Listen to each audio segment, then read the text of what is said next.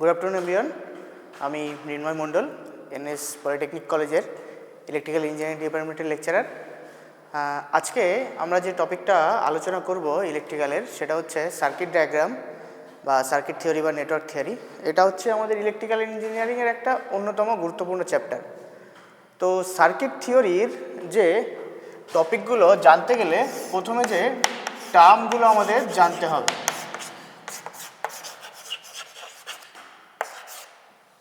সেগুলো রয়েছে হচ্ছে আমাদের active component,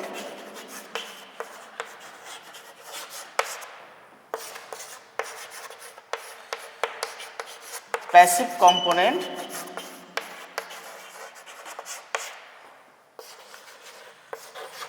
node,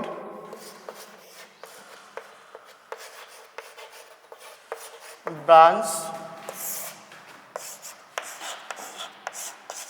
loop,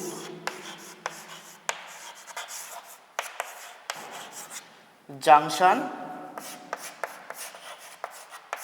mesh. তো এই টার্মগুলোর মধ্যে প্রথমে রয়েছে আমাদের অ্যাক্টিভ কম্পোনেন্ট। অ্যাক্টিভ কম্পোনেন্ট আমরা কোনগুলো বলছি? সার্কিটের যে কম্পোনেন্টটা নিজে পাওয়ার সাপ্লাই দিচ্ছে, এই পাওয়ার সাপ্লাই যে কম্পোনেন্টগুলো থেকে হচ্ছে, সেই কম্পোনেন্টগুলোকে আমরা বলছি অ্যাক্টিভ কম্পোনেন্ট। আর প্যাসিভ কম্পোনেন্ট কোনগুলো রয়েছে? সাপ্লাই দেওয়া পাওয়ার, অ্যাক্টিভ কম্পোনেন্টের থেকে যে পাওয়ারটা সাপ্লাই হচ্ছে, সেগুলো যে কম্পোনেন্টগুলোর মধ্যে দিয়ে প্রবাহিত হচ্ছে বা সেই পাওয়ারটা যে কম্পোনেন্টগুলো গ্রহণ করছে, সেগুলোকে আমরা বলছি প্যাসিভ কম্পোনেন্ট। যেমন আমরা একটা সার্কিটে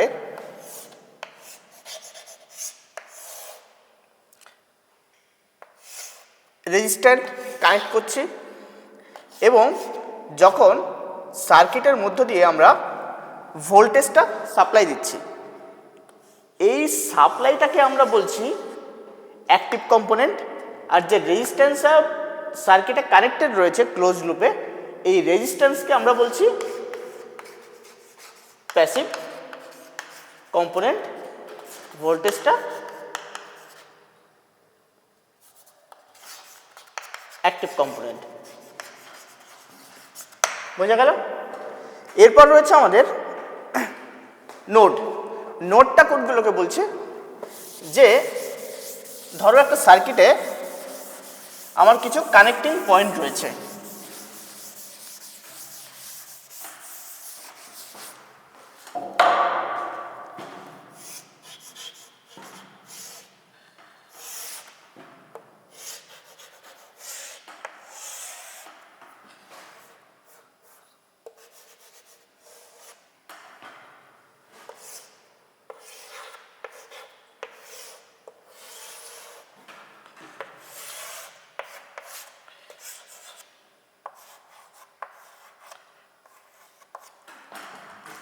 এই সার্কিটে যখন আমরা পাওয়ার সাপ্লাই কানেক্ট করছি, তখন দেখা যাচ্ছে যে রেজিস্ট্যান্সগুলোর মধ্যে যে কানেক্টিং পয়েন্টটা আমার থাকছে, যে এই যে দুটো কম্পোনেন্ট যে পয়েন্টে এসে আমার কানেক্টেড হচ্ছে, সেই প্রতিটা কানেক্টিং পয়েন্টকে আমরা বলছি নোড। এই ক্ষেত্রে আমার দেখা যাচ্ছে যে ভোল্টেজ এবং আরনের মধ্যে এই কানেক্টিং পয়েন্টটা আমাদের নাম্বার 1 দ্বারা আমরা ডিনোট করছি। এটা হচ্ছে আমাদের ফার্স্ট নোড। R1 এবং R2-র মধ্যে যে কানেক্টিং পয়েন্টটা থাকছে, এটা আমাদের সেকেন্ড নোড থাকছে। তারপর R2 এবং R3-র মধ্যে যে কানেক্টিং পয়েন্টটা থাকছে, সেটাকে আমরা বলছি থার্ড নোড। এরপর আমরা বলবো ব্রাঞ্চ। ব্রাঞ্চ কোনটাকে বলছি? যে এই যে দুয়ের বেশি নোড যেখানে কানেক্টেড থাকছে, সেই জায়গাটাকে আমরা বলছি ব্রাঞ্চ।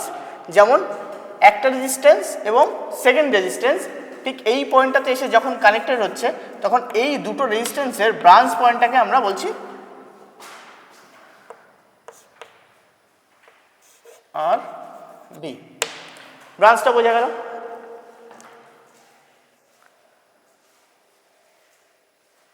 হ্যাঁ, এরপরে কোনটা বলবো? লুপ। লুপটা কোনটাকে বলছি? যখন একটা সার্কিটের পুরো ক্লোজ পাথ কমপ্লিট হচ্ছে, তখন সেই ক্লোজ পাথটাকে বলছি আমরা লুপ।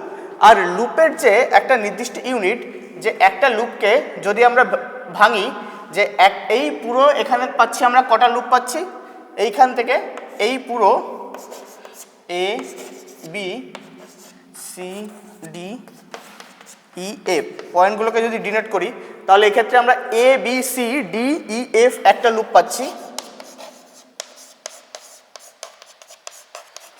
এ বি ই এফ একটা লুপ পাচ্ছি, এবং বি সি ডি ই একটা লুপ পাচ্ছি।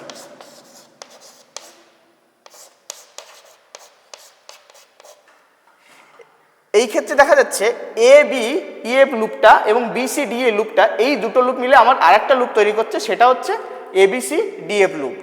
এখন এই লুপের যে সিঙ্গেল ইউনিটগুলো থাকছে, সেই ইউনিটগুলোকে আমরা কি বলছি, মেশ দ্বারা ডিনোট করছি। অর্থাৎ যেমন এ বি সি ডি এই এফ পুরোটা একটা লুপ কমপ্লিট হচ্ছে, কিন্তু এই একটা লুপের মধ্যে আমার দেখা যাচ্ছে লুপটাকে ভাঙলে আমি দুটো লুপ পাচ্ছি।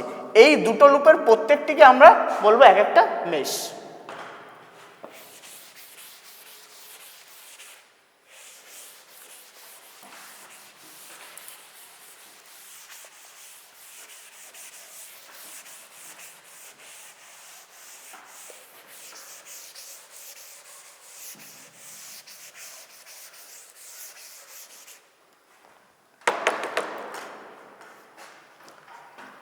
নেক্সট আমরা যেটা দেখব সেটা হচ্ছে আমাদের সার্কিটের ভোল্টেজ, রিয়েল ভোল্টেজ এবং আইডিয়াল ভোল্টেজ। আইডিয়াল ভোল্টেজ আমরা কোনগুলোকে বলছি, ধরো একটা সার্কিটে আমরা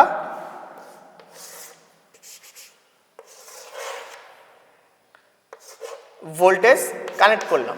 এখন আইডিয়াল ভোল্টেজ বলতে যেটাকে বোঝায় যে আমি এই ভোল্টেজটা থেকে যতটাই কারেন্ট ড্র করি না কেন, আমার প্রত্যেকটা ক্ষেত্রেই কনস্ট্যান্ট ভোল্টেজ সাপ্লাই আমি পাবো। যেমন যদি ভোল্টেজের সঙ্গে আমি পরপর রেজিস্ট্যান্স কানেক্ট করতে থাকি এবং এখানে যদি 20 ভোল্টেজ সাপ্লাই আমি রেজিস্ট্যান্সের সাথে কানেক্ট করি, তাহলে প্রতিটা রেজিস্ট্যান্সের ক্ষেত্রে আমি 20 ভোল্টেজ করেই পাবো। এটাকে আমরা বলছি কি আইডিয়াল ভোল্টেজ। কিন্তু প্র্যাকটিক্যালি আমরা আইডিয়াল ভোল্টেজ বলেই কিছু পাই না। যেমন যখনই আমি রেজিস্ট্যান্স কানেক্ট করি বা কোনো প্যাসিভ কম্পোনেন্ট ভোল্টেজের সাথে কানেক্ট করি, তখন আমরা দেখতে পাই কি আমাদের কিছুটা ভোল্টেজ ড্রপ হচ্ছে। এই যে কিছুটা পরিমাণ ভোল্টেজ ড্রপ হওয়ার পরে যে আমরা ভোল্টেজটা পাচ্ছি, প্র্যাকটিক্যাল লাইফে যে ভোল্টেজটা পাচ্ছি, সেটাকে আমরা বলছি কি রিয়েল ভোল্টেজ। অর্থাৎ আইডিয়াল ভোল্টেজ বলতে সব ক্ষেত্রে আমি ভোল্টেজটা কনস্ট্যান্ট পাবো, প্রতিটা রেজিস্ট্যান্সের ক্ষেত্রে ভোল্টেজটা আমার কনস্ট্যান্ট আসবে। কিন্তু প্র্যাকটিক্যাল ভোল্টেজ বা রিয়েল ভোল্টেজের ক্ষেত্রে আমার ভোল্টেজ যে ড্রপটা থাকছে, ড্রপ হওয়ার পরে যে ভোল্টেজটা পাচ্ছি প্র্যাকটিক্যাল লাইফে যেটা, সেটাকে আমরা বলছি রিয়েল ভোল্টেজ।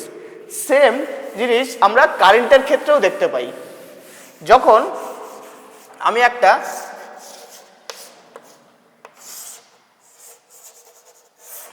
রেজিস্ট্যান্সকে কারেন্টের অ্যাক্রসে কানেক্ট করি, তখন কি দেখছি যে আমাদের আইডিয়াল কারেন্টের ক্ষেত্রে হওয়া উচিত কি, যে প্রতিটা পয়েন্টে আমার কারেন্টের মান সেম হওয়া উচিত। কিন্তু রিয়েলিটিতে আমরা কি পাচ্ছি, রিয়েলিটিতে পাচ্ছি যে রেজিস্ট্যান্স কানেকশনের পরে কিছুটা আমি কারেন্ট ড্রপ পাচ্ছি। এইটাই হচ্ছে আমাদের ভোল্টেজ, রিয়েল কারেন্ট এবং আইডিয়াল কারেন্টের মধ্যে পার্থক্য।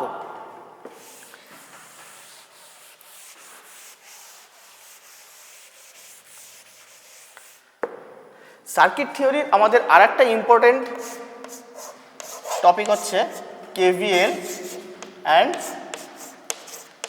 কেসিএল। কেভিএল কেসিটা কি, এটা হচ্ছে Kirchhoff voltage law and Kirchhoff current ল।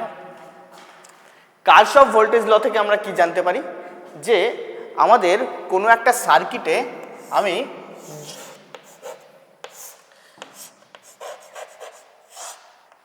যতগুলো আউটপুট কানেক্ট করব, প্রত্যেকটির অ্যালজেব্রিক সাম আমার এই সাপ্লাই ভোল্টেজের সমান হবে। অর্থাৎ আমি এখান থেকে যদি 45 ভোল্টেজ সাপ্লাই দিই সার্কিটে, তাহলে এই যে রেজিস্ট্যান্সগুলো থাকছে R1, R2 এবং R3, এদের মধ্য দিয়ে এই যে ভোল্টেজটা ডিভাইডেড হবে তাদের টোটাল মান এই 45 ভোল্টেজেরই সমান হবে। অর্থাৎ VL ইকুয়াল টু আমি পাবো R1 plus R2 plus R3। এই 45 ভোল্টেজ যখন আমি মেজার করব প্রতিটা ক্ষেত্রে ওহমে, এখানে যদি আমার 5 ওহমের রেজিস্ট্যান্স কানেক্টেড থাকে, আমি এখান থেকে 10 ভোল্টেজ সাপ্লাই পাবো। এখানে যদি আমার 10 ওহম রেজিস্ট্যান্স কানেক্টেড থাকে, এখানে 20 ভোল্ট সাপ্লাই দেবে। আর এখানে আমি 7.5 ভোল্টেজ রেজিস্ট্যান্স কানেক্ট করলাম, এখানে আমি 15 ভোল্টেজ সাপ্লাই পাবো। অর্থাৎ এইখানটায় যে কানেকশনগুলো আমি পাচ্ছি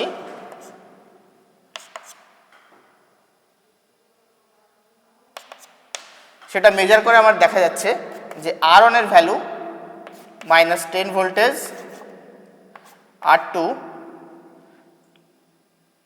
-20 ভোল্টেজ এবং R3 এর মান -15 ভোল্টেজ, যার অ্যালজেব্রিক সাম আমার এই -45 ভোল্টেজ। অর্থাৎ 45 ভোল্টেজ আমি সাপ্লাই দিচ্ছি, সেখান থেকে আমার তিনটে জাংশনে 45 ভোল্ট ডিস্ট্রিবিউট হচ্ছে। এরপর রয়েছে কারশফ কারেন্ট ল।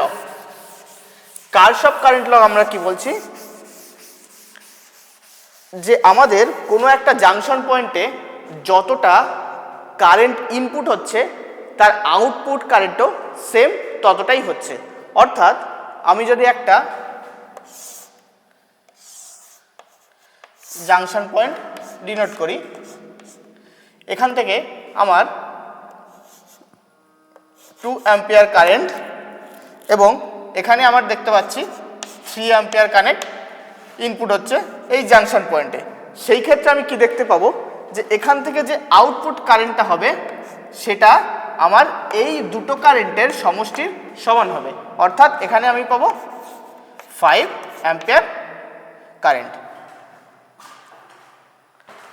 তাহলে KVL KCL থেকে যদি আমি একটা ইকুয়েশন সলভ করি তাহলে আমার কি আসবে,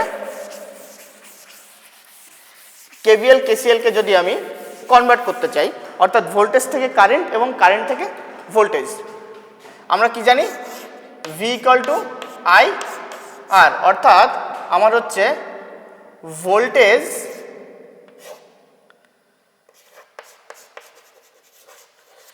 is equal to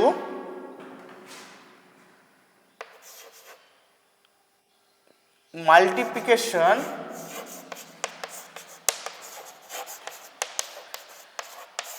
of current and resistance। এই ইকুয়েশন থেকে আমি যদি ভোল্টেজকে কারেন্টে কনভার্ট করতে চাই এবং কারেন্টকে যদি ভোল্টেজে কনভার্ট করতে চাই তাহলে সেই ক্ষেত্রে দুটোই পসিবল। অর্থাৎ আমি যখন কোনো একটা ভোল্টেজের সঙ্গে সিরিজে রেজিস্ট্যান্স কানেক্ট করছি, তখন আমি দেখছি যে মানটা আমার এই ক্ষেত্রে রেজিস্ট্যান্সের যে মানটা পাচ্ছি, যে ভ্যালুটা আমি এখান থেকে পাচ্ছি ভোল্টেজ সার্কিট থেকে, ঠিক তেমনই কারেন্ট সাপ্লাইয়ের সাথে যদি আমি প্যারালালি রেজিস্ট্যান্স কানেক্ট করছি, আমার সেই ক্ষেত্রে দুটোর ভ্যালুই আমি দেখতে পাচ্ছি কি সেম। সুতরাং এই ভোল্টেজের সঙ্গে সিরিজে এবং কারেন্টের সঙ্গে প্যারালালি আমি রেজিস্ট্যান্স কানেক্ট করে ভোল্টেজ এবং কারেন্টকে কি করতে পারছি, আমরা চেঞ্জ করতে পারছি। এটাই হচ্ছে আমাদের KVL এবং KCL থেকে পাওয়া একটা ইকুয়েশন। ঠিক আছে, তো আজকে এটুকুই থাকছে।